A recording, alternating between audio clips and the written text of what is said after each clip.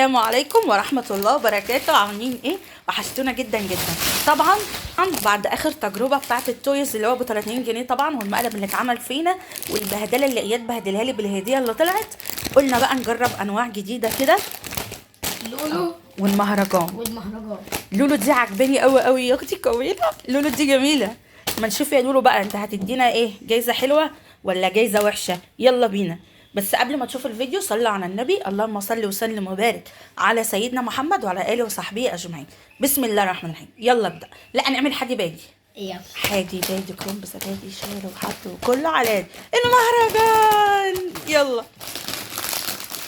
مش متفائله. ما تبصيش طيب بص ورا. لا خلاص انا مش باصه.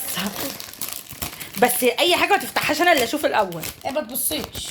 ايه ده؟ ايه ده؟ كسبنا ايه؟ كسبنا ايه؟ كسبنا الصلاه على النبي. ده ايه؟ ده ايه؟ هات كده. دي لقمة بسكوتة. نص بسكوت، ده ربع بسكوتة. ندوق طعمه بقى. طبعا يا جماعة كل كيس ب5 جنيه. لا طعم السجق. وحش وحش وحش. طعم السجق.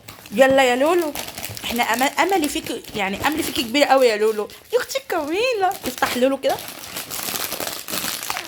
ما تبصيش. ما انت ما تقول ما بصش مش هنكسب. ايه دي؟ لولو ايه ده؟ ده ايه يا لولو؟ الله. بسكوت. باكو بسكوت ده يعني حلو. ده حلو. يا جماعه احنا كسبانين 2 بسكوت. لا مش ده ايه؟ ده بسكوت. ده حلو البسكوت ده ماشي. إيه ما تفتحوش بقى. ندوق لولو. حلو. الله. لا هو ده بسكوت ايه؟ بقول لك ايه، لولو كسبت. لولو كسبت. يلا يا جماعه استنى. ما تقلدوناش يا جماعه وتشتروا الحاجات دي تاني. شوفوا جواه ايه؟ فراوله. ندوق كده.